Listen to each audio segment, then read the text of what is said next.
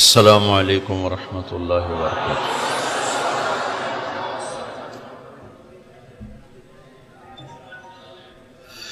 بسم اللہ الرحمن الرحیم، والصلاة والسلام علی رسولہ الکریم وعلی آلہ وصحبہ اجمعین، اما بعد۔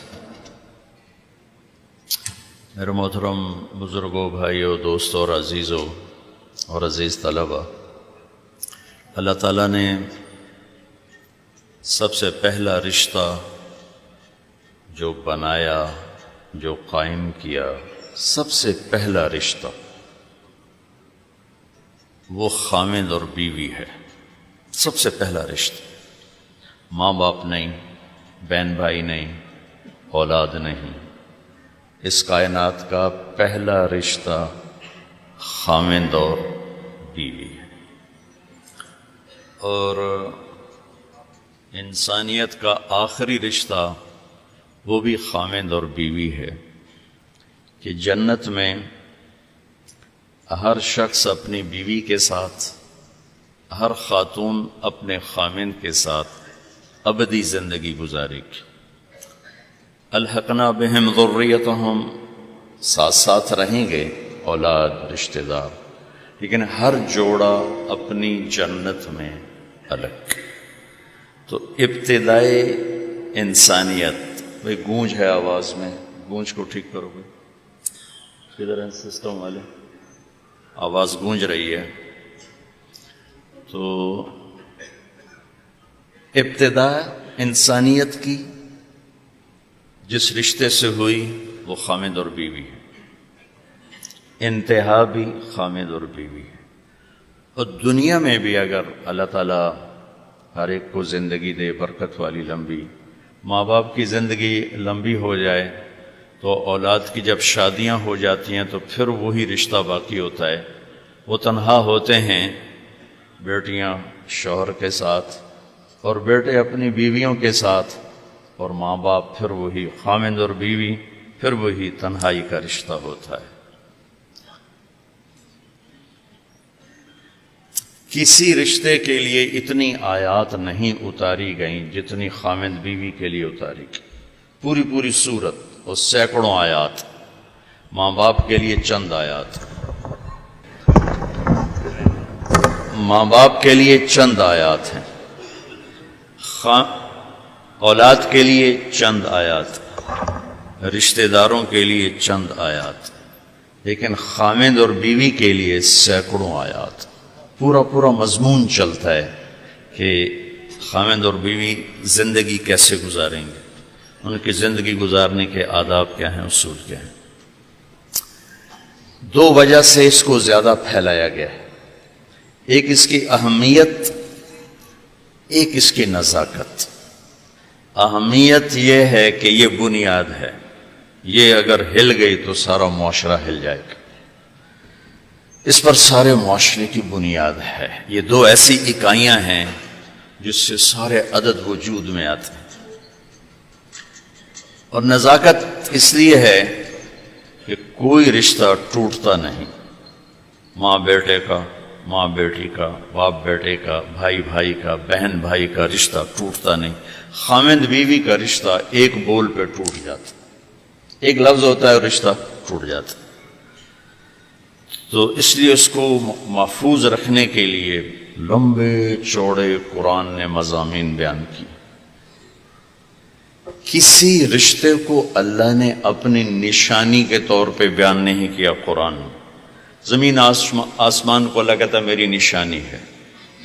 ان فی خلق السماوات والارض، زمین آسمان، واختلاف اللیل والنہار، دن اور رات، والفلک التی تجری فی البحر بما ينفع الناس، سمندر میں بحری جہاز، وما انزل اللہ من السماء من ماء، آسمان سے پانی، فاحیا بہ الارض بعد موتها، زمین کا سبزہ، وبث فیہا من کل دابہ، اللہ کی مخلوق کا چلنا پھرنا، والسحاب وتصریف الریاح، ہواؤں کا ہیر پھیر، موسموں کا عدلنا بدلنا، والسحاب المسخر بین السماء والارض، زمین آسمان کے درمیان بادل، لآیات لقوم یعقلون، بہت بڑی بڑی نشانیاں ہیں۔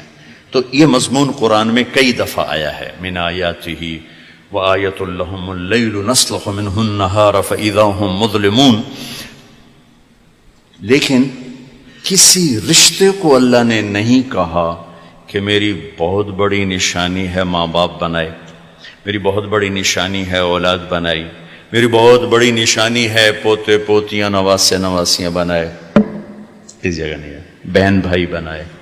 زمین آسمان کو اپنی نشانی کا بہت بڑی نشانی، اَأَنتُمْ أَشَدُّ خَلْقًا مِنَ السَّمَاءِ أَفَلَا يَنظُرُونَ إِلَى الْإِبِلِ كَيْفَ خُلِقَتْ وَإِلَى السَّمَاءِ كَيْفَ رُفِعَتْ وَإِلَى الْجِبَالِ كَيْفَ نُصِبَتْ وَإِلَى الْأَرْضِ كَيْفَ سُطِحَتْ وَالشَّمْسِ وَضُحَاهَا وَالْقَمَرِ إِذَا تَلَاهَا وَالنَّهَارِ إِذَا جَلَّاهَا وَاللَّيْلِ إِذَا يَغْشَاهَا وَالسَّمَاءِ وَمَا بَنَاهَا وَالْأَرْضِ وَمَا طَحَاهَا وَنَفْسٍ وَمَا سَوَّاهَا۔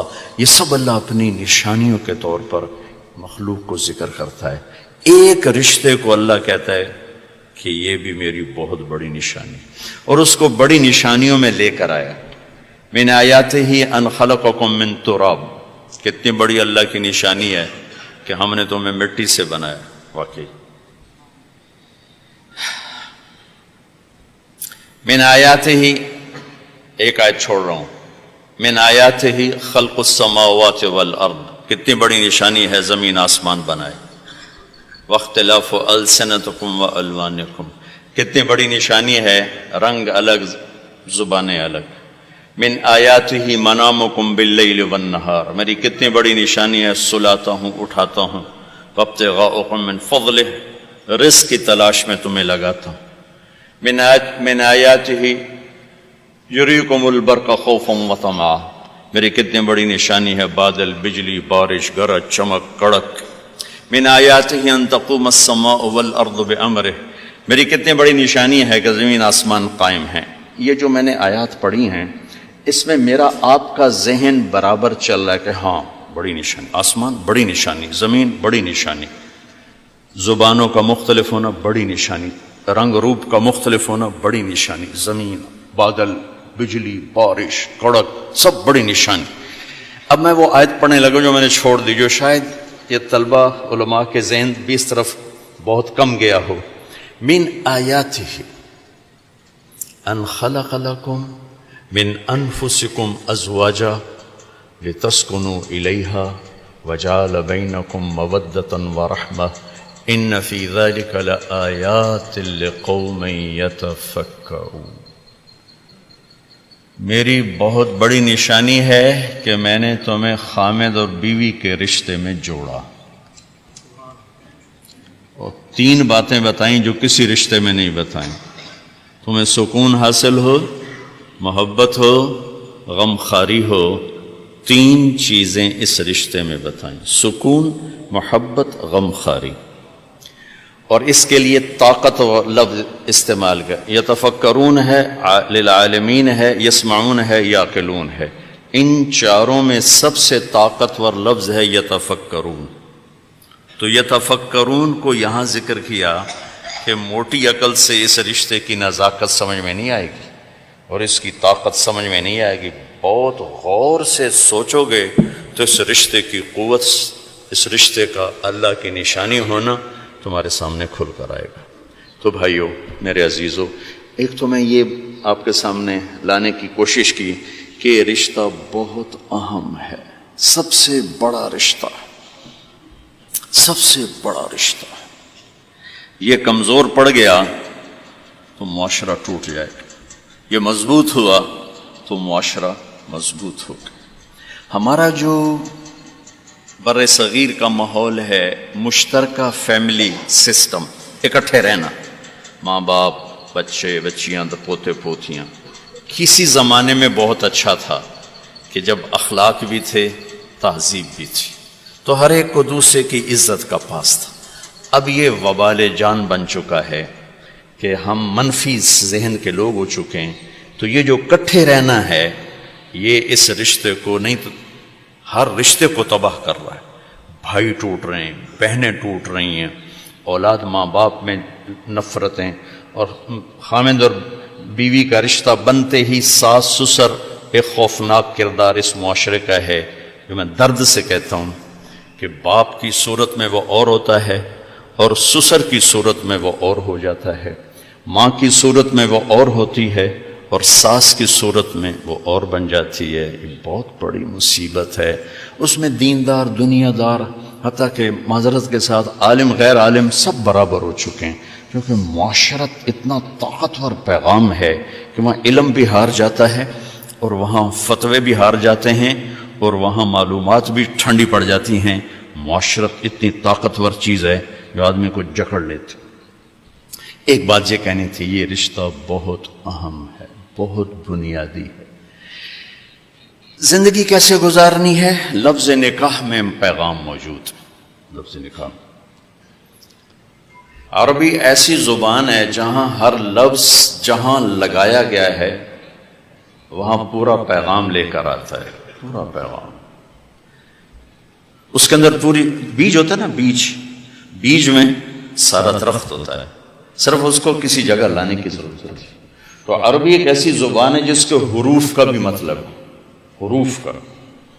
کوئی زبان ایسی نہیں جس کے حرف کا مطلب ہے۔ عربی ایسی زبان ہے جس کے حروف کا بھی مطلب ہے۔ ابن المنظور نے لکھی ہے لسان العرب 17 جلدوں میں، وہ فرماتے ہیں کہ اگر حروف پہ لکھتا تو اتنی جلدیں تیار ہو جاتی، حروف پر، وہ الفاظ پر ہے، حروف پر۔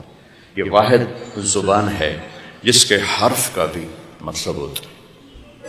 الف کا مطلب ہے، با کا مطلب ہے، تا کا مطلب ہے، سین کا مطلب ہے۔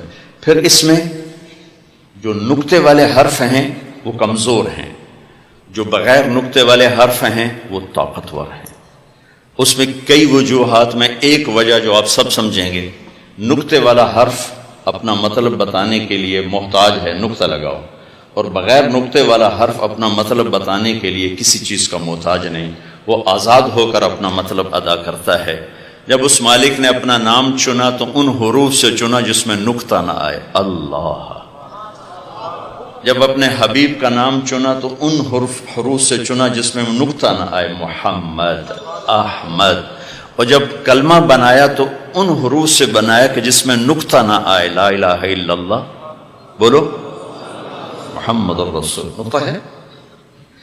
ہمارے علمی حلقے، دنیاوی حلقے سب اللہ کی بجائے خدا بولتے ہیں۔ یہ میرا ایک معصوم سا گلہ ہے، میں کوئی مفتی تو بڑے بڑے بڑے بیٹھے کوئی فتویٰ نہ ٹھوکے اجے، تو مطلب خدا کہنا کوئی منع نہیں، سارے اکابر، سارے علماء استعمال کرتے چلے آئے، لیکن یہ جڑتا نہیں اللہ کے ساتھ، اللہ ہی جڑتا ہے، چونکہ اس نے خود کہا میرا نام اللہ ہے، اس نے کہا میرا نام خدا ہے۔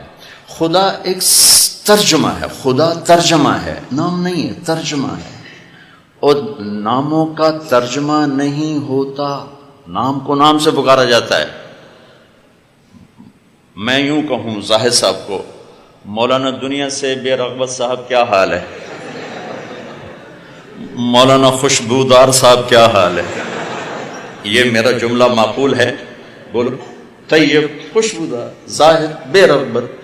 تو کبھی سنا کسی نے آ کر ان سے کہا مفتی بے رغبت صاحب، مفتی خوشبودار صاحب؟ ہاں۔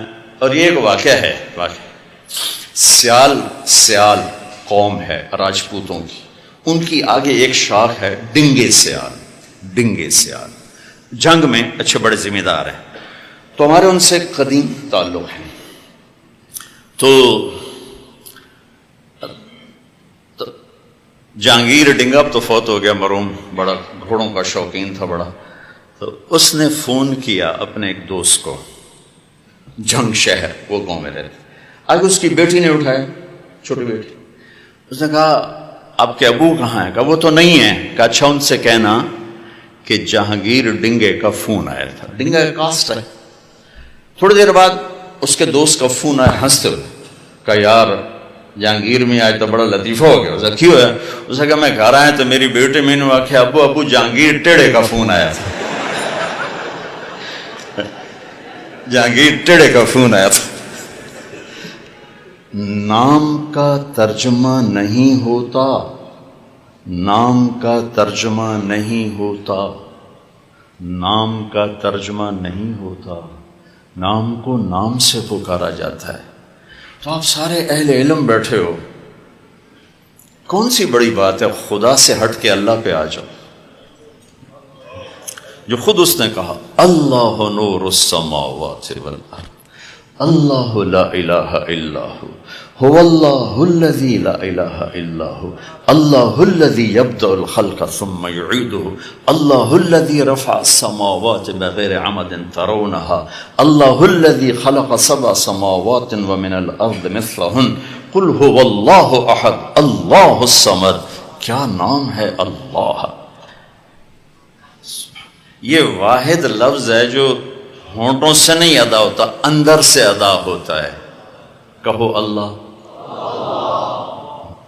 ہونٹ نہیں ہلتے، حلق بولتا ہے اللہ. کہو یہ اس لفظ کی خصوصیت ہے. لفظ کہہ رہا ہے میں اندر میں آنے والی ذات ہوں، مجھے اندر لے جاؤ.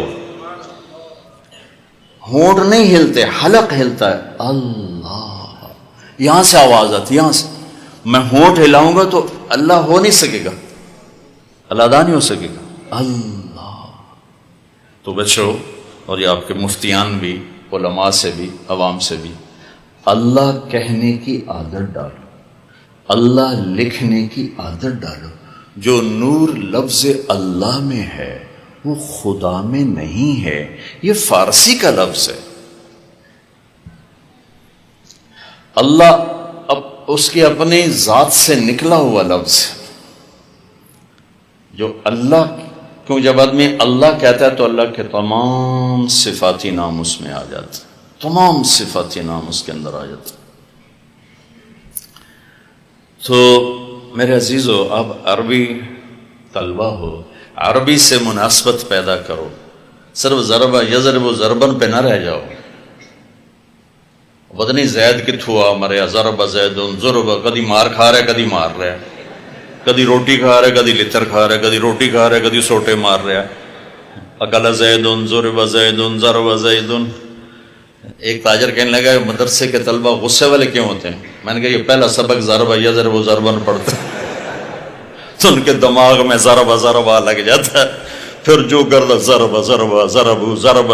کیا مصیبت ہے بھائی، کوئی اور بھی دیکھ لو. میرے بچوں، عربی سے مناسبت پیدا کر. اگر قرآن سے مزہ لینا ہے تو عربی سے مناسبت پیدا کر. ہمارے علمی حلقوں میں فقہ غالب ہے، فقہ، قرآن غالب نہیں، فقہی مزاج غالب آ گئی. اور ثانوی رحمۃ اللہ علیہ کی تحفۃ العلماء میں نے پڑھا کہ جو صرف فقہ میں لگتے ہیں ان کے مزاج میں شدت آ جاتی. جو قرآن میں لگتے ہیں، حدیث میں لگتے ہیں، ان کے مزاج میں نرمی ہوتی ہے، اعتدال ہوتا ہے. فقہ تو ایک قانون ہے، قانون پڑھنے سے تو ایمان نہیں بنتا، ایمان تو قرآن سے بنتا ہے، حدیث پاک سے بنتا ہے. تو میں یہ کہہ رہا تھا کہ لفظ نکاح یہاں کیوں بولا جاتا ہے؟ ایک لڑکے اور لڑکی کا رشتہ قائم ہو رہا ہے، اس رشتے کے لیے لفظ نکاح کیوں ہے؟ مولانا ظاہر شاہ صاحب رحمۃ اللہ علیہ نے ہمارے اندر لفظ کی تحقیق کا ذوق ڈالا تھا. کب؟ مفید الطالبین پڑھتے ہوئے.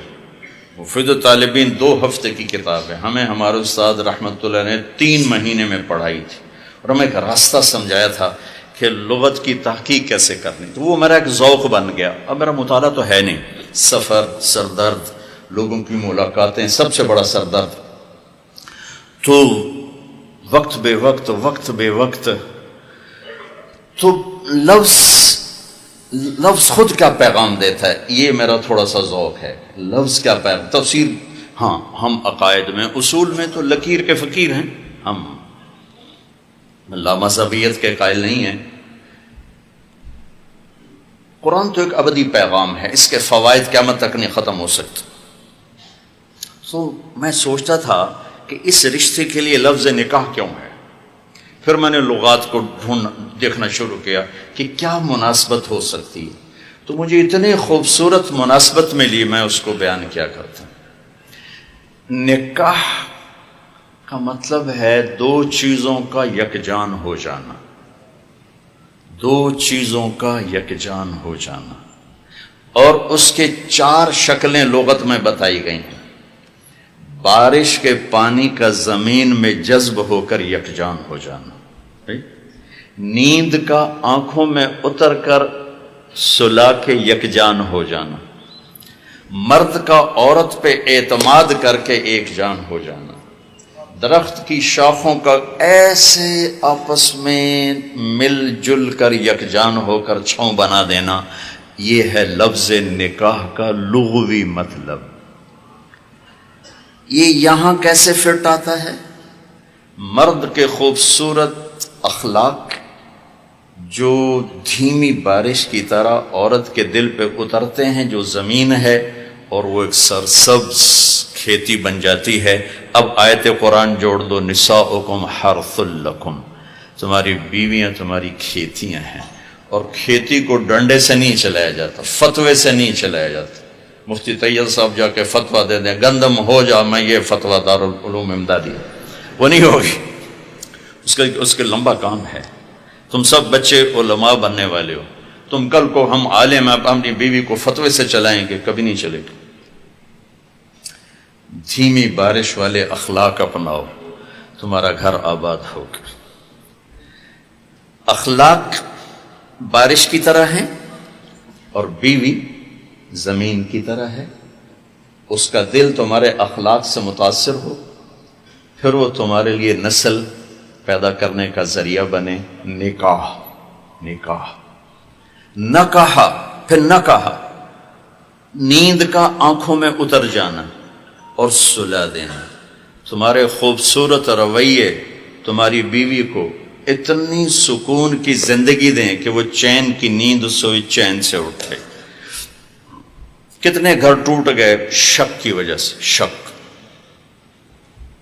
نیک پاک بیویوں پہ شک کرتے کرتے کرتے طلاقیں ہو گئی۔ ایک مزاج ہے، اس کے لیے عالم غیر عالم کی بات نہیں ہے، ایک مزاج ہے۔ اگر تربیت نہ ہو تو یہ اپنے گھروں کو تباہ کر دیتا، چاہے عالم ہو، چاہے بادشاہ ہو، چاہے دیندار ہو، چاہے دنیا دار۔ بیوی کے فون چیک کیے جا رہے، کتنے فون کیتا ہے، کتوں فون آیا، کتوں میسج کیتا ہے، کتوں میسج آیا۔ یہ ایسے الو ہیں کہ اپنا گھر تباہ کر کے بیٹھ جاتے۔ اعتماد کرنا، اعتماد دینا۔ اور چوتھا مطلب ہے شاخوں کا جڑ کے چھاؤں بنا دینا، جس کے نیچے نسل پروان چڑھتی۔ جیسے مرغی اپنے بچوں کو پروں میں چھپا لے تو وہ پروان چڑھتے ہیں۔ خاوند بیوی کے خوبصورت رویے اور اخلاق جو یوں مل کر ایک چھاؤں بناتے ہیں، اور اس چھاؤں میں اگلی نسل پروان چڑھتی ہے۔ مجھے ایک بچہ ملا چند دن پہلے، میڈیکل کالج پڑھتا ہے، کہا یہ 3 دفعہ خودکشی کی کوشش کر چکا ہوں اور ہر دفعہ ٹاپ کرتا ہے کلاس میں۔ میں کیوں؟ کہ میرے ماں باپ آپس میں لڑتے بہت، ان کی لڑائی کی وجہ سے 3 دفعہ خودکشی کی کوشش کر چکا، زندگی تھی بچ گیا۔ پھر آپ کے بیان سننے کا موقع ملا تو مجھے کچھ سمجھ میں آئی ہے، تو میں پھر آپ سے ملنے آیا ہوں کہ میں اب کیا کروں۔ تو ان بچوں کا نکاح ہو، جن کا ہو چکا ہے، ہم سب گھروں والے ہیں، ان کے ہونے والے ہیں۔ میرے عزیزو، نکاح کے اندر ہی پیغام موجود ہے زندگی کیسے گزارنے۔ خوبصورت اخلاق، اچھے رویے، بیوی پر اعتماد، اور اس کو محبت دے کر یکجان ہو جانا۔ چونکہ میں کسی کی بیٹی کو لے کے گھر آیا تھا، میں نہیں کسی کے گھر گیا۔ جو اپنا گھر، سہیلیاں، آنگن، ماں باپ، بہن بھائی چھوڑ کے آئی ہے، آتے ہی اگلے دن اس پر ساس کی چڑھائی الگ، سسر کی الگ، اور خامد کی بہنوں کی چڑھائی الگ، خامد کی اپنی الگ۔ اس بیچاری نے کیا قصور کیا؟ شریعت کیا کہتی ہے؟ مفتی حضرات بیٹھے کہ اگر اس صاحب استطاعت ہے تو الگ گھر لے کر دے۔ اگر بچی مطالبہ کرے مجھے الگ رہنا ہے تو اس کو الگ گھر لے کر دو۔ اس کی ہمت نہیں کرائے پر لے سکتا ہے تو کرائے پر لے کر دے۔ اس کی ہمت نہیں تو گھر میں ایک حصہ پورشن اس کا الگ ہو۔ اس کی ہمت نہیں تو ایک کمرہ، ایک کچن، ایک ٹوائلٹ اس لڑکی آنے والی کا حق ہے۔ اگر اس کی بھی ہمت نہیں تو روزے رکھو، تے تسبیح پڑھو، کسی دے دین برباد نہ کرو۔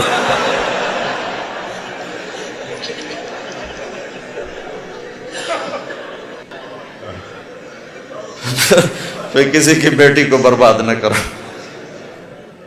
کہ وہ کبھی ساس کے کپڑے دھو رہی ہے، کبھی سسر کے کپڑے دھو رہی ہے، کبھی اس کی بہنوں کے کپڑے دھو رہی ہے، تو میری ماں دے اگو بولنا نہیں۔ ارے بے وقوف، اگر تیری ماں زیادتی کرے تو بیوی کو بچا، اگر بیوی زیادتی کرے تو ماں کو بچا، اگر بہنیں زیادتی کرے تو بیوی کی حفاظت کر، بیوی زیادتی کرے تو بہنوں کی حفاظت کر۔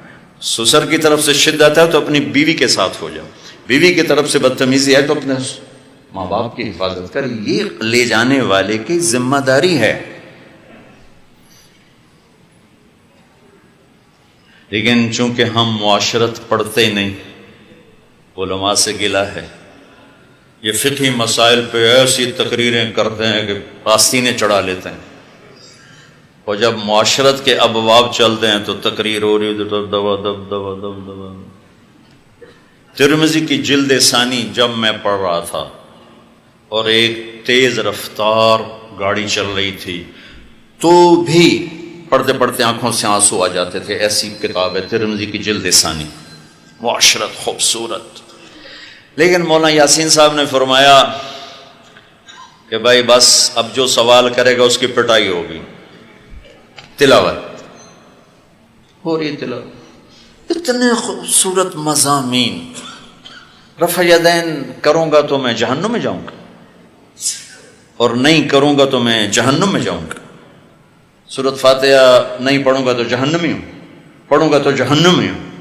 یہ وہ مسائل ہیں جن پر جنت اور جہنم کا دار و مدار نہیں ہے، لیکن جو معاشرت میں بتا رہا ہوں یہ وہ ہیں جن پر جنت اور جہنم کا دار و مدار ہے۔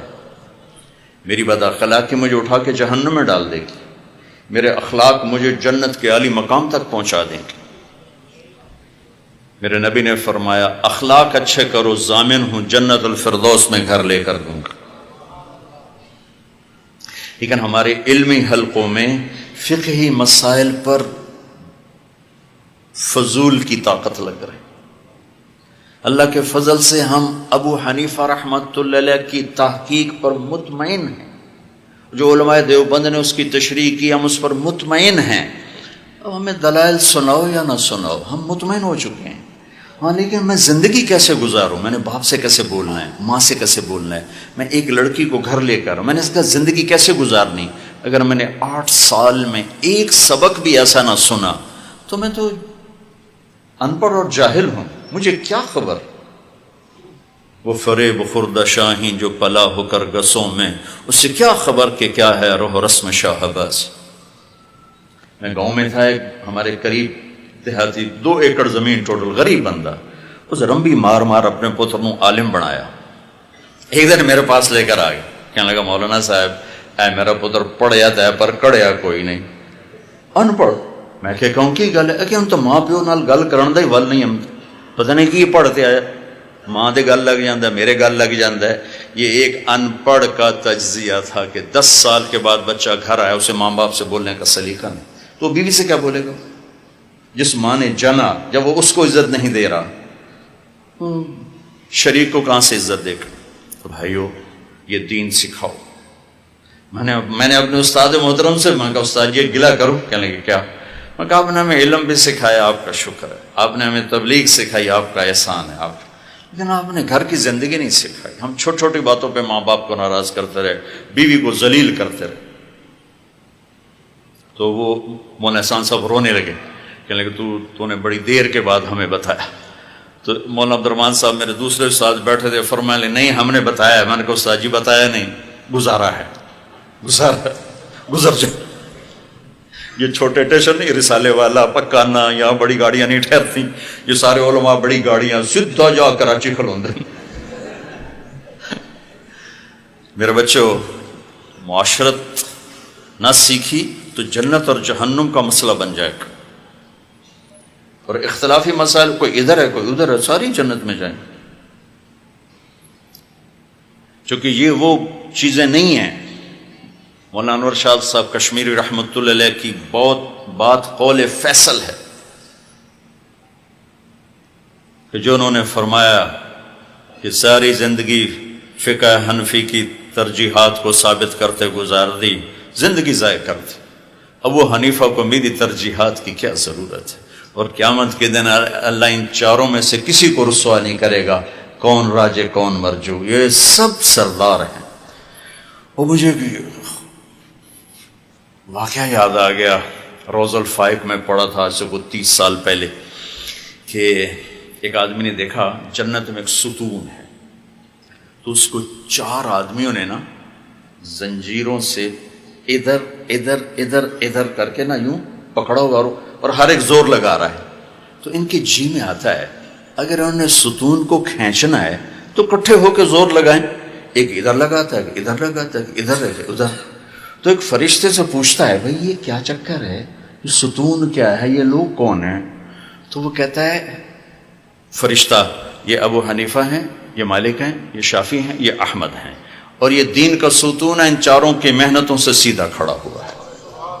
یہ روز الفائق کا واقعہ میں آپ کو سنا رہا ہوں، 3 سال بعد یاد ہے میں نے اچانک۔ اللہ ان میں سے کسی کو رسوا نہیں کرے گا، ان کی تحقیقات پہ کبھی راج مرجو کے فیصلے نہیں ہوں گے، لیکن جو چیز میں ابھی بول رہا ہوں اس پہ جنت اور جہنم کا دار و مدار۔ ماں باپ کے ساتھ زیادتی ہوگی، بیوی پر ظلم ہو گیا، بھائی کا حق مارا، بچوں کا حق مارا، زندگی جنت اور جہنم کے درمیان آ جائے گی۔ بد اخلاقی، میرے نبی سے پوچھا گیا ایو سیئۃ اعظم، سب سے بڑی برائی کیا ہے؟ اب نے کہا سوء الخلق والشح المطاع، بد اخلاقی اور بخل سب سے بری برائی، سب سے بڑی برائی۔ کہ ایو حسنۃ اعظم، سب سے بڑی نیکی کیا ہے؟ کہ حسن الخلق والتواضع والصبر علی البلاء، اچھے اخلاق، صبر، تواضع اور اچھے اخلاق کے حقدار سب سے زیادہ میرے رشتہ دار ہیں۔ رشتوں میں ماں ہے، باپ ہے، بیوی ہے، بچے ہیں، بہن بھائی، سب۔ اس رشتے کو محبت کا پانی پلاؤ، چین کی زندگی گزارو۔ تانے، طنز، بولیاں، شدت، یہ ہمارا ماحول بن چکے۔ بیوی کے ذمہ خامند کی روٹی بھی نہیں، کیوں؟ کہ اس نے نسل تیار کرنی ہے، اس کی گود میں جو پروان چڑھ رہی ہے نسل، اس کو اس نے ایک خوبصورت انسان کا روپ دینا ہے۔ لیکن وہ کبھی خامند کا تانا سنے، کبھی ساس کا سنے، کبھی سسر کا سنے، کبھی اپنی نندوں کا سنے، تو اس کی تو نیند حرام ہو جائے گی، اس نے اولاد کو کیا پالنا اور کیا پرورش کرنا۔ تو میرے عزیزو، میں بڑے دکھ کے ساتھ یہ بات کہتا ہوں کہ یہ ایسا صاحب ہے جو سارے علمی حلقوں میں چل رہا ہے کہ معاشرت پر تو جنت اور جہنم کا دار و مدار۔ ایک گندا بول جو دلوں کو توڑ کے رکھ دیتا ہے، وہ نیکیوں کو اڑا کے رکھ دیتا ہے۔ ایک میٹھا بول جو دلوں کو جوڑ دیتا ہے، وہ گناہوں کو بھی نیکیوں میں بدل دیتا ہے۔ اس لیے میرے عزیزو، اگر اپنے گھروں کو آباد کرنا ہے تو نبی والے اخلاق سیکھو۔ میرے نبی نے 11 شادیاں کی، ہمیں زندگی سمجھانے کے لیے کی، زندگی سمجھانے کے لیے۔ جو آدمی اللہ کو دیکھ لے اسے عورتوں کی کیا رغبت رہ گئی۔ ما تزوجت وما زوجت الا بوحی من السماء نزل به جبریل، میں نے شادی کی، میں نے بیٹی کی شادی کی، جہاں کی پہلے آسمان سے حکم آیا پھر میں نے کی۔ زندگی سمجھانی تھی، چونکہ نماز پڑھنا، ایک لوٹا پانی 10 منٹ کا کام ہے، ٹھیک ہے نہیں؟ لیکن بیوی یا ماں یا باپ یا بہن یا بھائیوں کی طرف سے آنے والی شدت کو برداشت کرنا، یہ روئیں میں درد اتر جاتا ہے، تب جا کر برداشت پیدا ہوتی ہے۔ یہ مشکل ترین دین ہے، معاشرت کا دین مشکل ترین دین ہے۔ اس لیے میرے نبی نے عملاً کر کے دکھایا۔ جو جنت کو دیکھ لے، جو اللہ کو دیکھ لے، اس کے لیے دنیا میں آنا ہی قید ہے۔ معراج میں اللہ کو بھی دیکھ لیا، جنت کو بھی دیکھ لیا، پھر آ کے شادیاں ہو رہی ہیں۔ 50 سال کے بعد 10 شادیاں کس لیے تھیں؟ زندگی سمجھائی۔ ہر بڑی عمر سے چھوٹی عمر سے برابر کی عمر، زیادہ مالدار، درمیانے لیول کی، اپنے جیسی مالدار، اپنے سے غریب، اپنا گھر، اپنا قبیلہ، اپنا خاندان، خاندان سے باہر، مطلقہ، بیوہ، کنواری، جتنی نسبتیں عورتوں کی ہیں ساری نسبتوں میں شادی کر کے دکھائی۔ یہی 4 نسبتیں عورتوں کی ہیں، ان سب میں گھر آباد کر کے دکھائی، اور اچھے اخلاق کے ساتھ۔ سفر جہاد کا، حضرت عائشہ اونٹ پہ بیٹھی، گلے میں دیکھا ہار غائب ہے، اتر گئی، میرا ہار ڈھونڈو، میں تو نہیں جاتا. تو میرے نبی کیا کہتے؟ چل بیٹھ، جہاد کا سفر ہے، تجھے ہار کی سوجی ہوئی، چلو. آپ نے کہا چلو بھائی ہار ڈھونڈو سارے. سب کو ہار ڈھونڈنے پہ لگا دیا، ہار ملا نہیں. صحابہ سفر جہاد تھی اور ایک ہار کے پیچھے آپ بیگم کی ناز اٹھا رہے ہیں، ڈھونڈو، نہیں ملا. رات ہو گئی. اچھا مغرب عشاء میں پانی ختم تھا، وضو ہو کے اگلی منزل پہ پانی ہے، وہاں جا کے نماز پڑھنی ہے. وہیں رات بیت گئی. اب لوگوں نے ابو بکر پہ چڑھائی شروع کی، تیری بیٹی نے آج یہ دن دکھایا، پانی کوئی نہیں، وضو کو نماز کیسے پڑھیں. ابو بکر غصے میں گئے اما عائشہ کے خیمے میں. آگے اللہ کے نبی گود میں سر رکھے سو رہے. اب وہ بول بھی نہیں سکتے، سوئی ہوئی. تو وہ کہا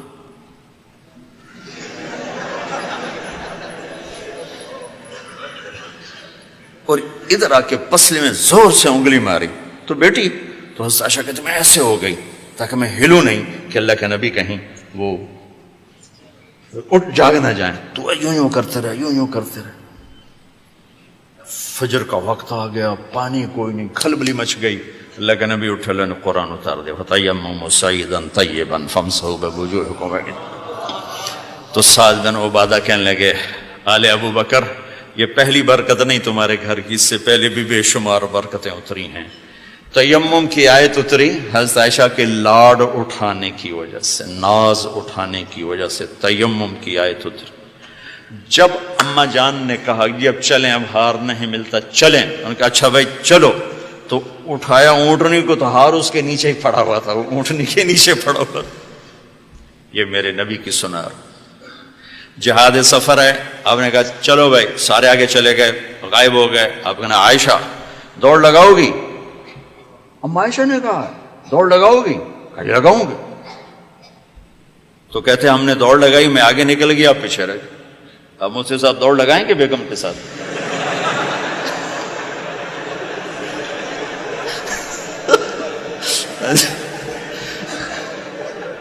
میں تو شروع میں لگائی تھی بیگم کے ساتھ دوڑ. اور چند سال گزرے تو پھر آپ نے جہاد سفر، آپ نے کہا بھی آگے چلے جاؤ. آگے چلے گئے، سب غائب ہو گئے. کہا عائشہ دوڑ لگاؤ گی؟ کہا یہ لگاؤں گی. تو کہنے لگے ان دنوں تبدنت، میں موٹی ہو گئی تھی. جب دوڑ لگی تو اللہ کے نبی آگے نکل گیا. کہا ہذہ بتلک، کہا عائشہ اب تو اور میں برابر ہو گئے. یہ زندگی میرے نبی نے سکھائی ہے. آپ کبھی عائشہ کہتے، کبھی کہتے عائشو، عائشو لاڈ سے، عائشو یا عائشو. جیسے ہم نامے رکھے تھے گوگا گوگی، منا منی نہیں کہتے. تو میرے نبی یا عائشو. سبحان اللہ. اگر آپ کو عربی ادب کا تھوڑا سا اندازہ ہو پھر آپ اس لفظ کا مزہ لے سکتے ہیں. یا عائشو، سبحان. کب کہتے یا حمیرہ، یا حمیرہ. یہ لقمے بنا کے کھلاتے تھے. ہم عائشہ گلاس اٹھایا پانی پینے کے لیے، ہونٹ لگائے جہاں گلاس رکھا. میرے نبی ویسے ہی گلاس اٹھاتے، جہاں حضرت عائشہ کے ہونٹ لگے ہوتے تھے وہاں ہونٹ لگا کے پانی پیتے تھے. اللہ کی قسم ہمیں سکھانے کے لیے، ہمیں سکھانے کے لیے. پھر بڑی گوشت کی بڑی بوٹیاں ہوتی تھیں، ابالی جاتی تھی. حضرت عائشہ ایسے اٹھاتی اور ایک دو جگہ سے نوچ کے کھاتی اور پھر رکھ دیتی. تو اللہ کے نبی اٹھاتے اسی گوشت کے ٹکڑے کو جہاں حضرت عائشہ نے کاٹا ہوتا تھا وہاں سے کاٹ کاٹ کے کھاتے تھے. میرے رب کی قسم یہ صرف ہمیں سکھانے کے لیے تھا. یہ ابواب پڑھانے کے ہیں. ان ابواب کو اگر آپ نے نہ پڑھا تو آپ ایک جاہل ہوگے گھر کی زندگی کے بارے میں. آپ کو کچھ پتہ نہیں ہوگا کہ گھر کی زندگی کیا ہوتی ہے، کیسے ہوتی ہے.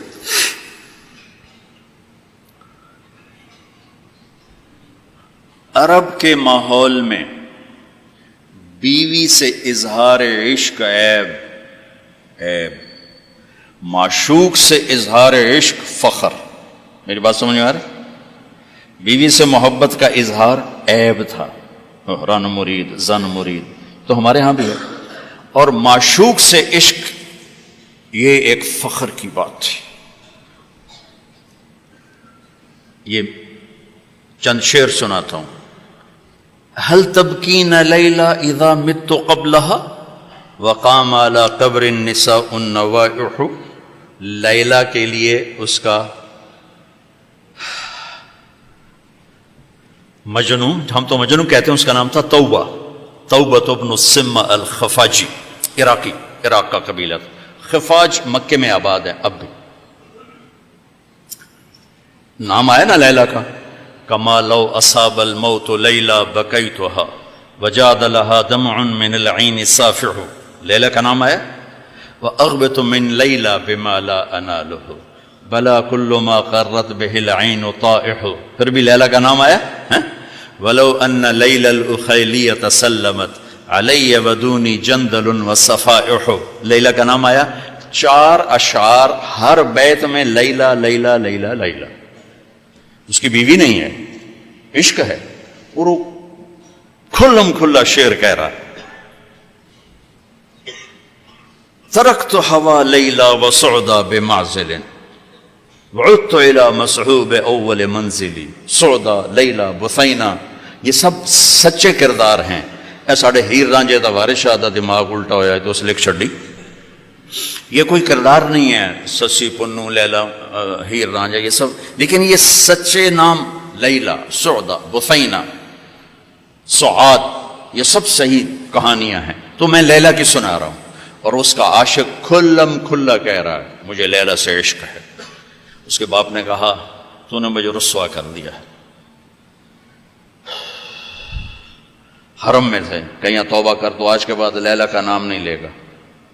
تو وہ شاعر بلیغ تھا، کہنے گا الہی تبت من کل المعاصی ولکن حب لیلا لا اتوب.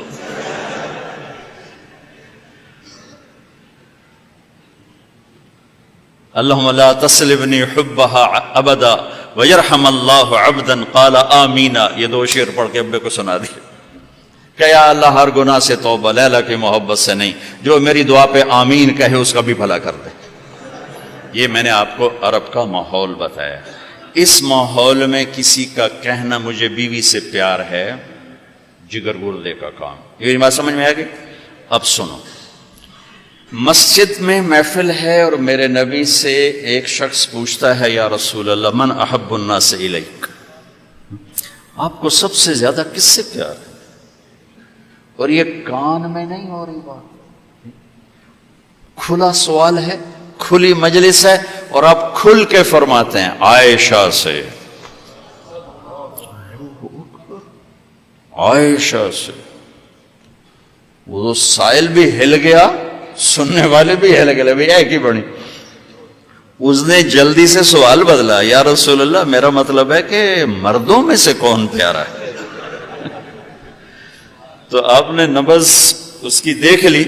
تو اب آپ نے کہنا تھا ابو بکر سے، تو آپ نے کہا عائشہ کے ابا سے. ابوہا عائشہ کے ابا سے. میرے بچوں، میرے محترم اساتذہ و مفتیان، یہ زندگی پڑھانے کی ہے جو ان کے کام آئے گی. انشاءاللہ رفع یدین کرنے والے بھی جنت میں جائیں گے، نہ کرنے والے بھی جائیں گے. اگر کبائر سے اجتناب ہے، محرمات سے اجتناب ہے تو اونچی آمین کہنے والی بھی جائیں گے، پست آمین کہنے والی بھی جائیں گے. یہ تو مختلف ہی چیزوں میں جنت جہنم کا پھر معیار نہیں رہ جاتا، پھر اولا غیر اولا کا معیار رہ جاتا ہے. لیکن جو چیزیں میں آپ کو زندگی کی بتا رہا ہوں ان پر جنت اور جہنم کے فیصلے ہونے والے ہیں. تو اپنے گھروں کو اگر آباد کرنا ہے تو اپنے نبی والے خوبصورت اخلاق اپناؤ، جس سے میرا گھر آباد ہوگا، آپ کے گھر آباد ہوں گے. ایک آیت سنا دیتا ہوں جس میں پوری زندگی موجود ہے. ہن لباس لکم وانتم لباس لہن.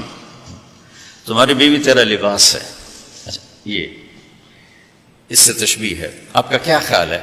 میں ابھی کپڑے بدل کر آیا ہوں، اس پر میں چائے گراؤں گا، خود سالن گراؤں گا، بلکہ وہ ضیافت جب کپڑے پہنے ہو نا دھلے ہوئے، تو ہم آستینیں چڑھا کے کھانا کھاتے ہیں کہ کہیں آستین سالن میں نہ ڈوب جائے. سامنے ہم کوئی رومال رکھتے ہیں کہ اس پر کوئی سالن کا قطرہ نہ گر جائے، کوئی چائے نہ گر جائے، کوئی داغ لگے تو فوراً دھوتے ہیں. کبھی دیکھا کسی نے اپنا کرتا پھاڑنا شروع کر دیا ہو؟ میں قربان جاؤں، قرآن کیا کلام ہے، ایک لفظ میں پوری زندگی سمجھا دی کہ جتنا لباس کو بچاتے ہو اتنے اس رشتے کو بچا لو تو زندگی آباد ہو جائے گی. ہن لباس لکم وانتم لباس لہن. اللہ عورتوں سے بھی کہہ رہا ہے کہ تیرا خامن تیرا لباس ہے، اور ہمیں کہہ رہا ہے تیری بیوی تیرا لباس ہے. دونوں کو اللہ نے سمجھا دیا کہ جتنا لباس کی حفاظت کرتے ہو اتنا اس رشتے کی حفاظت کر لو تو گھر آباد ہو جائے. غریب کا بھی مالدار کا بھی. گھروں کی آبادی کا تعلق نہ علم سے ہے، نہ فتوے سے ہے، نہ پیسے سے ہے، نہ فقر سے ہے. گھروں کی آبادی میٹھے بول سے ہے، اچھے اخلاق سے، محبت سے، اظہار محبت سے. ڈاکٹر عبدالحی رحمۃ اللہ علیہ کی پڑھ رہا تھا میں واقعات، تو اس میں انہوں نے خود ہی اپنا ایک واقعہ ارشاد فرمایا کہ میں اپنے ایک مرید کے گھر گیا کھانا کھانے، تو کھانا بہت بڑھیا تھا. تو فرمایا کہ کس نے کھانا بنایا؟ کہا جی بیگم نے. کہا بلاؤ. بلا کر کہا بیٹی آپ نے کھانا بہت اچھا بنایا تھا، آپ کا شکر گزار ہوں. تو اس نے رونا شروع کر دی. تو ڈاکٹر صاحب رحمۃ اللہ علیہ فرمانے لگے بیٹی رونے کی کیا بات ہے؟ کہا حضرت آپ کے مرید کے پاس 30 سال ہو گئے، ایک دفعہ کبھی اس نے نہیں کہا تو نے کھانا اچھا بنایا. بھائیو حوصلہ افزائی کرو، تعریف کرو. دیکھو خوشامد حرام ہے، تعریف تو حق ہے. وہ جو آتا نا اس کے منہ میں مٹی ڈالو، اس سے مراد تعریف نہیں خوشامد. اس میں بڑے اشکال میں رہتا تھا کہ حوصلہ افزائی تو حق ہے، اور یہ آ رہا ہے کہ جو تعریف کرو اس کو منہ میں مٹی ڈالو. تعریف تو حوصلہ افزائی ہوتی ہے. پھر ابن ماجہ پڑھاتے ہوئے میرے سارے سوال حل ہو گئے. یا معاذ ایاک والتمادع فإنہ الذبح. معاذ خوشامد سے بچنا، یہ ذبح کر دینا ہے. یہ جہاں جہاں یہ لفظ آتا ہے تعریف کرے منہ میں مٹی ڈالو، خوشامد خوشامد خوشامد. تعریف تو میرے نبی تعریف کر رہے، اپنے صحابہ کی کتنی تعریف فرما رہے، موقع موقع پر ان کی تعریف فرما رہے ہیں.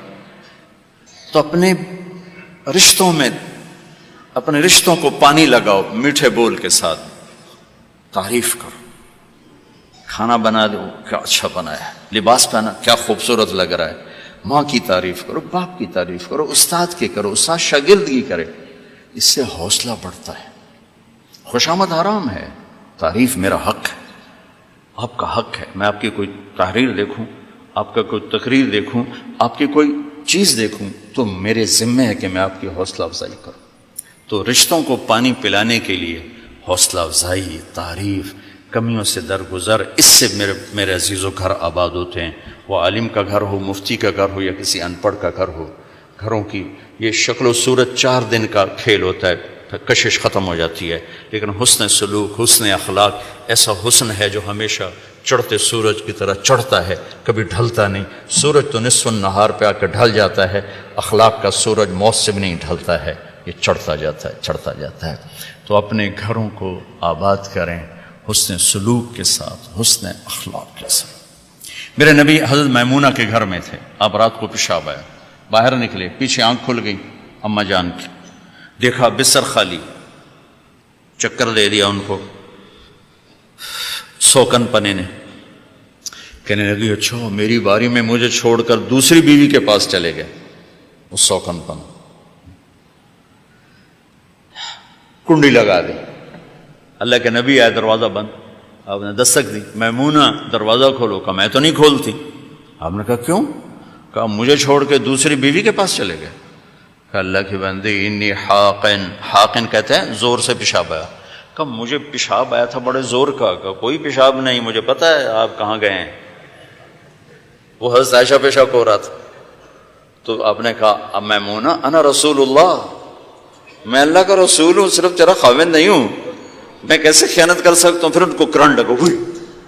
پہلے وہ سوکن پن آئے گا تھا، 100 کن. کن کسے کہتے ہیں؟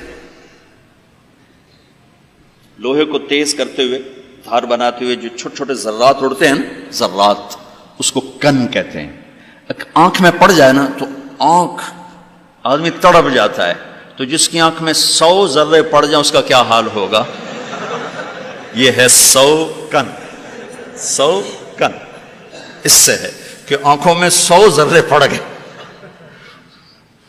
بشر ہے تو انہوں نے کہا، آپ نے کہا میں اللہ کا رسول ہوں، میں خیانت کر سکتا ہوں؟ پھر تو جا کے نا دروازہ کھولا ڈرتے ڈرتے، تو اللہ کے نبی مسکراتے ہوئے آئے اور آ کر اپنے چارپائی پہ بیٹھے. ایک لفظ نہیں، ایک لفظ. میرا عزیزو، یہ میرے نبی کی خوبصورت زندگی ہے جس میں یہ سارے دروس موجود ہیں. زندگی کو حسین بنانے کے لیے پیسہ نہیں چاہیے، اخلاق چاہیے. شکل صورت بھی نہیں چاہیے، اخلاق چاہیے. اچھے اخلاق، میٹھا بول. ایک بول پہ دل خرید لو. میں سناتا رہتا ہوں، سنا کے پھر بس کرتا ہوں. میری زندگی سفروں میں گزر گئی. ذوق تھا پڑھنے پڑھانے کا، مقدر میں تبلیغ تھی، تو بس کبھی عرش پر، کبھی فرش پر، کبھی ان کے در، کبھی در بدر. غم عاشقی تیرا شکریہ میں کہاں کہاں سے گزر گیا. کبھی راستوں میں تنہا، کبھی ہوں ورود صحرا. میں جنوں کا ہم سفر ہوں، میرا کوئی گھر نہیں ہے. تو زندگی گزر گئی سڑکوں پر، پھر ٹرکوں بسوں کے پیچھے جملے ہوتے ہیں، وہ میں نے جوڑے ہوئے ہیں. تو نئی بس کے پیچھے لکھا ہوتا ہے ویکھ ٹور چکوری دی. چکور نخرے سے چلتا ہے. میں نے زامبیا کے جنگل میں چکور دیکھا نا، تو مجھے پتا چلا کہ ویکھ ٹور چکوری دا کیا مطلب ہے. کوئی چکور بڑے نخرے سے چلتا. جب پرانی ہوتی ہے تو لکھا ہوتا ہے ہارن دے کر پاس کریں. جب اور پرانی ہوتی ہے تو لکھا ہوتا ہے یا پاس کر یا برداشت کر. جب وہ اور پرانی ہو تو ایک ملنگ بنا ہوتا ہے، لکھا ہوتا ہے نہ چھیڑ ملنگانو.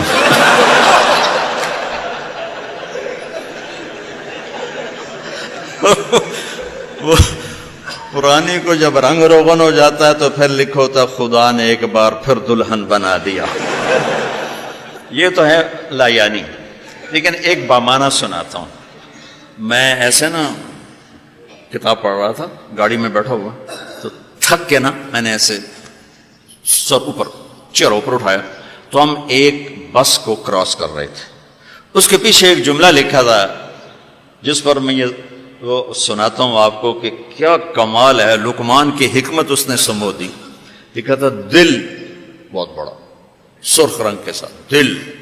آگے لکھا تھا برائے فروخت، برائے فروخت. نیچے لکھا تھا قیمت. آگے لکھا تھا ایک میٹھا بول، ایک میٹھا بول. بچوں آپ کے ساتھ علم کی نسبت ہے. سختی کا بول نہ بولنا، شدت کے بول نہ بولنا. ہماری خطابت نے ہمیں جتنا نقصان پہنچایا اتنا اوروں نے نہیں پہنچایا. ہمارے خطیبوں نے جتنا نقصان پہنچایا اتنا اوروں نے نہیں پہنچایا. شدت، گالی کا جواب گالی، بدتمیزی کا جواب بدتمیزی، یہ اہل حق کا شیوا نہیں ہے. قالوا سلاما، وہ قالوا سلاما والے تھے ہمارے بڑے. وہ گالی کا جواب گالی نہیں دیتے تھے، شدت کا جواب شدت سے نہیں دیتے تھے، بدتمیزی کا جواب اخلاق سے دیتے تھے. اور سارے تزکیہ کی انتہا حسن سلوک اور حسن اخلاق. سلوک کی منزلوں کی انتہا ہے اخلاق اچھے ہو جائیں، نرمی اختیار کرنا. اللہ کہیں ممبر پہ بٹھائے اختلافی مسائل پہ تقریریں نہ کرنا. یہ وہ جو لوگوں کی جو ضرورت ہے وہ لوگوں کو بتانا، محبت سے، پیار سے، مٹھاس سے. اختلافی چیزیں درسگاہ کی ہیں، تحقیق کرنی ہے تو ضروری ہے، لیکن جب ممبر پر آؤ دین پیش کرو، زندگی پیش کرو. بیوی سے ملو مسکرا کے ملو، ماں سے ملو مسکرا کے ملو. چہرے کی بشاشت بھی صدقہ ہے. ابتسامک فی وجہ اخیک صدقہ. اور بیوی گرم ہو جائے چپ ہو جاؤ، کام ختم ہو جائے. ایک نوجوان آیا کہنے لگا میرا بیوی سے جھگڑا رہتا ہے، کوئی تعویذ دو. میں نے کہا بیویوں پہ تعویذ نہیں چلتے ہوتے. میں نے کہا تو کیا کروں؟ میں نے کہا ایک سنت پہ عمل کرو. جب بھی کھانے پر بیٹھو 2-3 لقمے ہاتھ سے کھلا دیا کرو. اس نے کہا اس سے کیا ہوگا؟ میں نے کہا پہلے تم کرو پھر دیکھو کیا ہوتا ہے۔ 2 ہفتے بعد اس کا فون آیا ویسے ہی حال پوچھنے، تو میں نے کہا میری بات کا کیا ہوا؟ کہا جی کچھ نہیں ہوا۔ میں نے کہا کیوں نہیں کیا؟ کہ مجھے شرم آتی۔ میں نے کہا لڑتے ہوئے شرم نہیں آتی؟ سنت میں عمل کو تو شرم آتی۔ گام پہلوان آ گیا تھا ادھر تقسیم کے، امرتسر کا تھا، کشمیری، تقسیم کے بعد لاہور آ گیا تھا۔ سبزی لیتے ہوئے کوئی جھگڑا ہو گیا، سبزی والے اس نے وہ وزن کرنے والا باٹ اٹھا کے مارا، یہاں لگا، خون نکلا ہے۔ اس نے وہ پگڑی کو کھول کے نیچے سے پھیر کے یوں باندھ کے چل پڑا۔ تو لوگوں نے کہا پہلوان جی، گاما پہلوان منفرد گزرا، 50 سال میں کبھی شکست نہیں کھائی، 50 شکست۔ تو جیسے آپ کو خون نکال دیا، آپ چوک کر کے چل پڑے، کہنے لگا ماڑے نو مار دیا شرم آمتی، ماڑے نو مار دیا شرم آمتی۔ عورت کمزور ذات، تو بے وقوف آدمی، چل۔ میں نے جو کہا کر۔ گھنٹے بعد اس کا فون آیا، کہا مولانا، میں نے جو اس کے منہ میں لقمہ ڈالا اس کا منہ کھلا رہ گیا، کرنے لگی۔ کہنے لگے تم خود تو نہیں کر سکتے، کس نے یہ سبق سکھایا؟ کہنے لگے، میں نے کہا مجھے مولوی طاہر جمیل نے سکھایا۔ اس نے ایسے جھولی اٹھا لیا، اللہ اس کا بھلا کرے جس نے تمہیں انسان بنایا۔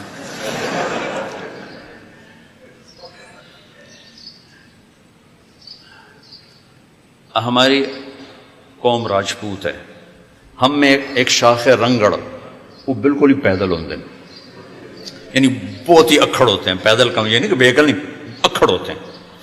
تو ایک ہمارے قریبی دوست، وہ ہمارے ساتھ ایسی جماعت میں چلتے، میں روز میری یہ باتیں سنتے مجھے نہیں پتا گھر میں کیا تبدیلی آ رہی۔ میں نے ان کے گھر فون کیا، میں نے کہا امین بھائی ہیں؟ کہا جی کوئی نہیں۔ بیگم نے کہا کوئی نہیں۔ میں نے کہا بتا دینا۔ تو کچھ دیر بعد ہنستے ہوئے، مولانا صاحب آج بڑا لطیفہ ہوا۔ میں نے کہا کیا ہوا؟ میں نے کہا میں گھر میں آیا تو میری بیگم نے کہا وہ تھارے مولوی کا فون آیا تھا۔ میں نے کہا کون سا مولوی؟ کہا وہی جس نے تمہیں رنگڑ سے انسان بنا دیا۔ تو میں نے کہا میں پہلے انسان نہیں تھا۔ کہا نہیں۔ کہا وہ کیسے؟ کہا تو بتا تیری میری شادی کو کتنے سال ہوئے؟ میں نے کہا 27 سال۔ کہا 27 سال میں ایک دفعہ ہنس کے بولا ہے میرے ساتھ؟ تو کہا میں سر کھجانے لگا کہ واقعی 27 سال میں ایک دفعہ کبھی ہنس کے نہیں بولا تھا۔ جب سے تمہارے بیان سننے شروع کیے تو پھر گھر کی زندگی سمجھ میں آئی۔ ایک ہمارے جتوئی سردار تھے، فوت ہو گئے، ان کا نوکر آتا تھا، جب ہماری جماعت زمیندارہ چلتی تھی وہ بیان سنتا تھا، پھر بیٹھ کے مجلس اس میں بھی سنتا تھا۔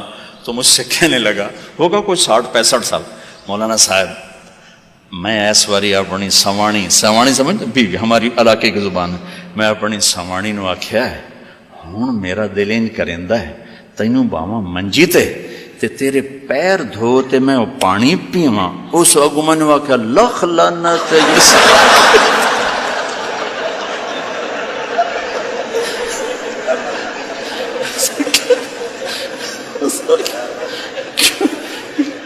ساری حیاتی مینوں لتر مارے نہیں، جس لے میرے چٹے وال ہو گئے ہونا نا میں تیرے پیر دھو تے پیواں۔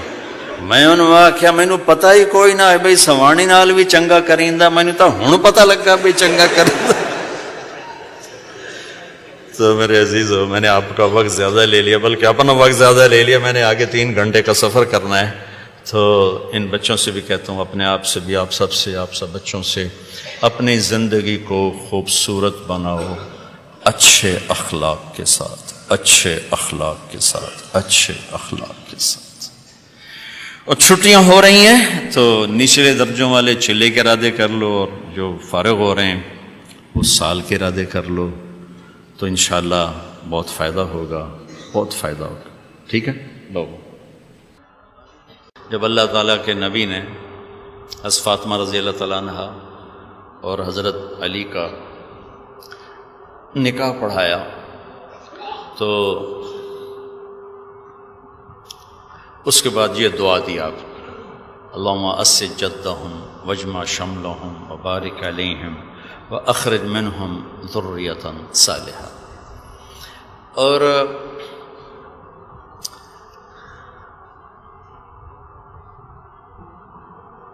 نکاح میں تکلف بھی سنت ہے اور سادگی بھی سنت ہے اور درمیانہ بھی سنت ہے، یہ ساری چیزیں مسنون ہیں۔ ہمارے دینی حلقوں میں انتہا درجے کی شدت، سادگی، تھوڑا سا تکلف کرو، اس سے تو مسجد بن سکتی تھی، اس سے تو 10 غریب لڑکیوں کی شادی ہو سکتی تھی، یہ جملے بولتے۔ ہمارے دنیاوی حلقوں میں خرافات، لا ولاب اور منکرات، اس کا نام شادی، وہ بھی غلط ہے، یہ بھی غلط ہے۔ میرے نبی کی زندگی میں سارے نمونے موجود ہیں۔ جب نکاح کے بعد جب رخصتی کا موقع آیا تو آپ نے حضرت عائشہ، حضرت حفصہ، حضرت ام سلمہ، یہ 3 ایک جماعت تھی، باقی ایک جماعت تھی، ان تینوں سے فرمایا کہ تمہیں پتہ ہے مجھے فاطمہ سے کتنا پیار ہے، میری بیٹی کو دلہن بناؤ، میری بیٹی کو دلہن بناؤ۔ ایک ہمارے ساتھی فوت ہو گیا، کہنے لگے میں تو جڑے کپنا بیٹھی آئی انہیں ٹور چھڑی، وہ اس کو فخر سے بتا رہے تھے۔ آئیو پوری سیرت پہ نظر ہونی چاہیے، تکلف بھی ہے، اعتدال بھی ہے اور سادگی بھی ہے، چونکہ تینوں طبقات امت میں موجود ہیں۔ امام مالک رحمۃ اللہ علیہ، لیث بن سعد اور امام مالک ایک زمانہ ہے، فقاہت میں دونوں برابر ہیں۔ نسیم میں امام مالک آگے نکل گئے کہ ان کی فقہ چلی، ان کی مصر میں ختم ہو گئی، بہت مالدار تھے، 50,000 دینار سالانہ آمدن تھی، سخیوں کے بادشاہ تھے۔ جب وہ سفر فرماتے تھے دریائی تو ایک بیڑے میں خود اور ان کے علماء طلبہ، دوسرے بیڑے میں اہل خانہ اور تیسرے بیڑے میں باورچی اور کھانے کا نظام ہوتا تھا۔ امام مالک نے خط لکھا کہ میں نے بیٹی کی شادی کرنی ہے تو اس کے لیے عصفر کی بوٹی دو جس میں کپڑے رنگین بنانے ہیں۔ مالک جیسی ہستی، عصفر وہاں مہنگا تھا، مدینے میں، مصر میں سستا تھا، تو انہوں نے 10 جوڑے بنانے تھے، 5 بنانے تھے، 20 بنانے تھے، تھوڑا سا چاہیے تھا۔ امام مالک نے 30 اونٹ بھر کے بھیج دیے، عصفر کے 30 اونٹ، انہوں نے کچھ استعمال کی اور باقی 500 دینار میں فروخت کی۔ 500 دینار جو کروڑ کے لگ بھگ بن جاتا ہے۔ امام مالک نے اتنا اہتمام فرمایا اپنی بیٹی کی رخصتی کے لیے کہ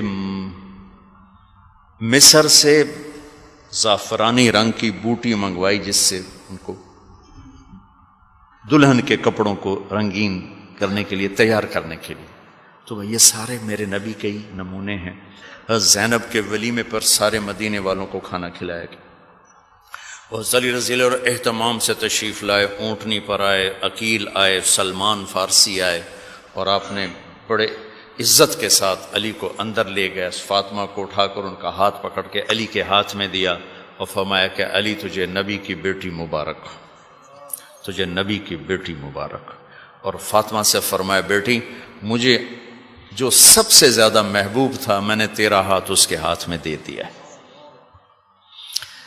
تو یہ ساری چیزیں بھائیو، نہ غریب تکلف کر سکتا ہے، نہ مالدار صادق پہ آ سکتا ہے، لہذا شریعت نے سب کو راستے بتائے ہیں، سب کو نمونے بتائے ہیں۔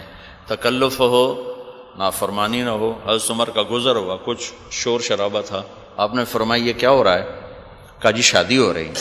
تو آپ نے فرمایا انہیں کہو ڈھول تو بجائیں، ڈھول تو بجائیں۔ کہ شریعت کو سمجھنے کے لیے صرف فقہ اور سیاست اور قرآن کافی نہیں، سیرت ساتھ، سیرت میرے نبی کی، صحابہ کی سیرت، پھر جا کے ساری تصویر واضح ہوتی اور سامنے آتی۔ اللہم اسج جدہم واجمع شملہم وبارک علیہم واخرج منہم ذریۃ صالحہ۔ اللہم اسج جدہم واجمع شملہم وبارک علیہم واخرج منہم ذریۃ صالحہ۔ اللہم اسج جدہم واجمع شملہم وبارک علیہم واخرج منہم ذریۃ صالحہ۔ اللہم الف بین قلوبہم وأصلحهم وأصلح ذات بينهم اللهم ألف بين قلوبهم وأصلحهم وأصلح ذات بينهم وأوزعهم أن يشكروا نعمتك التي أنعمت عليهم وعلى والديهم إله الحق آمين وصلى الله على النبي الكريم. السلام عليكم ورحمة الله وبركاته.